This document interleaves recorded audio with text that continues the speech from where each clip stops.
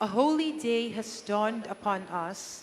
Come, you nations, and adore the Lord, for today a great light has come upon the earth.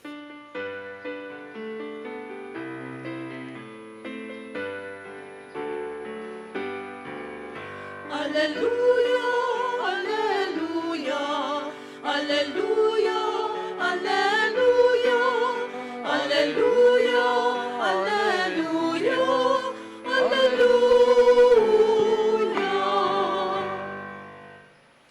The Lord be with you. And with your spirit. The proclamation of the Holy Gospel according to John. Glory to you, O Lord. In the beginning was the Word, and the Word was with God, and the Word was God. He was in the beginning with God. All things came to be through him, and without him nothing came to be. What came to be through him was life, and this life was the light of the human race, the light that shines in the darkness, and the darkness has not overcome it. A man named John was sent from God. He came for testimony, to testify to the light, so that all might believe through him. He was not the light, but he came to testify to the light. The true light, which enlightens everyone, was coming into the world. He was in the world, and the world came to be through him, but the world did not know him. He came to what was his own, but his own did not accept him. But to those who did accept him, he gave power to become children of God. And to those who believe in his name, who were born not by natural generation, nor by human choice, nor by a man's decision, but of God. And the Word became flesh and made his dwelling among us. And we saw his glory, the glory of the Father's only Son, full of grace and truth. John testified to him and cried out, saying, "This was he of whom I said, 'The one who is coming after me ranks ahead of me, because he existed before me.' From his fullness we have all received grace in place of grace, because while the law was given through Moses, grace and truth came through Jesus Christ. No one has ever seen God. The only Son, God, who is at the Father's side, has revealed him." My dear brothers and sisters, the Gospel of the Lord. Praise to you, Lord Jesus Christ. Once more, magandang umaga po sa inyong lahat. At muli, maligayang Pasko po sa bawat isang naririto ngayon. Salamat po. Thank you for your presence here at the Holy Eucharist. Yung ating ebanghelyo ngayon na binasa, or actually every Christmas morning, this is the gospel that we read, the gospel according to John. If you went to Mass last night, the Vigil Mass for Christmas, by the way, sino po ba ang nagsimba kagabi yung during the Vigil Mass? Ay, ilan lang, no? So talagang lahat ABC, nag-Noche Buena, no? So kagabi natin binasa yung kwento ng pagsilang ni Jesus. Now today, John also speaks of the birth of the Lord, but he speaks to it in a very theological way, no? Pero yung buod nung sinasabi ni John dito sa Ebanghelyo is, the Word was made flesh and made His dwelling among us. Ang salita ay naging tao at siya ay naging kapiling natin. And that is the gift that we celebrate every Christmas morning. You know, I remember, I think it was last year, and it was several days after Christmas, a friend of mine approached me and quite excitedly told me or asked me, "Father, nagustuhan mo ba yung regalo ko para sa iyo?" And at that moment, I realized, hindi ko maalala kung ano yung regalo niya. At hindi ko alam kung ano yung regalong kanyang tinutukoy. No? And then when I went home, no, I looked for it, na itabi ko pala. At hindi ko talaga nabuksan. At nung binuksan ko, it was then that I realized it was actually the most beautiful gift that I received that year. Now, bakit ko ikinukwento ito sa inyo? Because, it's possible that the most beautiful gift during Christmas may be left unopened.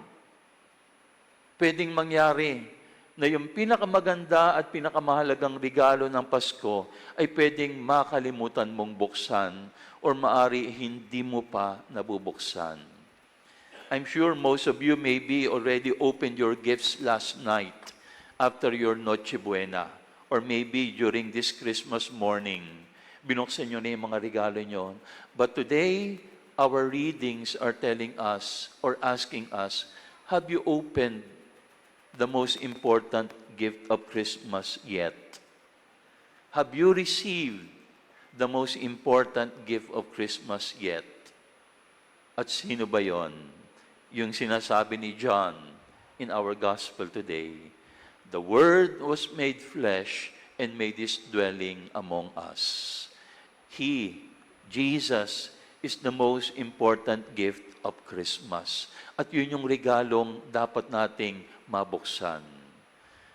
Why do we give gifts during Christmas? Because we are only imitating God, because God gave us the most beautiful and the most important gift during that Christmas night. Kaya ang malagang tanong naman sa atin dito is, paano tayong tutugon? How are we going to respond to this most beautiful gift that God has given us during that first Christmas night? Meron po akong 3 simple suggestions. Number 1, be a giver. Be a giver. Or be a gift yourself. Now, what does it mean to become a giver? Well, siguro, magandang balikan natin one instance in the gospel where Jesus commended a giver. And when was that? Or who was that? Do you remember the widow in the temple? Ang sabi doon, one time, Jesus was looking at all the people who were giving their offerings at the temple. Sabi doon, many people gave great amounts, but there was a widow who gave 2 pennies or 2 simple coins, all that she had. And according to the gospel, it said, that widow gave the most important gift in the temple. And Jesus commended that giver. So, anong itinuturo sa atin ng widow na yun? What does it mean to become a giver? Number 1, to become a giver that will catch the attention of God, our gifts must be personal. No? Our giving must be personal. Why does it have to be personal? Because that is the very meaning of a gift. Look at the word gift. There is only one vowel in that word. And what is the vowel in the word gift? I. Because the gift is supposed to be only a symbol of the I. The gift is only supposed to be a sacrament of the I. It should not replace the self. The gift that we give to one another is only a symbol of ourself. Kaya dapat yung ating pagbibigayan, personal pa rin. Kaya lang, di ba, minsan ang nangyayari, the gifts can replace the person. The presence sometimes can replace our presence. Today, I would like to remind all of us, do not allow the presence to replace our presence to one another. Yun ang pinakamahalaga. No? Di ba, madalas nangyayari, minsan magkakasama kayo sa table, kumakain kayo pare-pareho, pero lahat kayo nakasingin pa rin sa inyong mga cellphone. You are not aware of each other's presence. Maybe in these days, pwede natin gawin, let us make a conscious effort to set aside all the distractions and simply treasure one another's presence. Why? Because gifts should be personal. And the most personal gift that you can give is the presence of presence. Pangalawa, a gift should be total. No? Dapat total. Hindi lang konti. You know, there is a wise man who said, all give some, but only some give all. Ulitin ko, all give some, but only some give all. In the passage of the widow who gave in the temple, what did Jesus say about that widow? Sabi niya, she gave all that she had. Nasa ang category tayo? Do we belong to that category that all who give some? Or do we belong to the category of some who give all? Father, ang hirap naman, no? Ang sakit naman yata, no? If I give all. Okay lang yon, because sometimes when you give, it must hurt. Dahil kapag hindi natin nararamdaman yung ating regalo, baka hindi pa tayo nagbibigay. A gift sometimes must hurt. Eh di ba sabi nga natin, a gift must be heartfelt. When does a gift become heartfelt? When the hurt is felt. Kaya nga heartfelt. Kasi dapat heartfelt. No? So, nakaramdam ka ba ng kirot nung ikaw ay nagbigay? O wala kang naramdaman? Eh kung wala kang naramdaman, eh hindi ka pa nagbibigay. Kasi, di ba sabi nga ni Jesus sa Gospel, they only gave from their surplus. Eh ang dami kong ganyan kaya hindi ko naramdaman. Pero kapag may kirot yung bigay mo, ayun, nagbibigay ka na talaga. Okay? So, it must be total. And then huling-huli, it must be regular. No? Marami sa atin nagbibigayan tayo, pero di ba ang bigayan natin seasonal. Ayan, Pasko. Pag Pasko, nagbibigayan tayo. Pag Pasko, we are very giving. Pero ano bang sabi ng kanta? Di ba sabi ng kanta, sana kahit hindi Pasko, ay magbigayan. So anong sinasabi ng kanta sa atin? Our giving, our generosity must not be seasonal.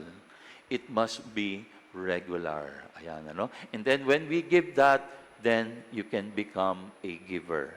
So that's our first response to the God who gave us the most important gift during this Christmas. Be a giver. Pangalawa, be a glimmer. Be a glimmer. Father, what is a glimmer? A glimmer is a spark of light, a tiny spark of light. But you know, a tiny spark of light can be a source of light for someone who is in the dark.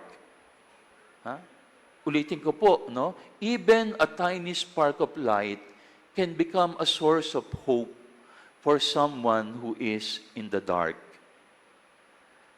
So ngayon, ano yung hamon sa atin? Be a glimmer.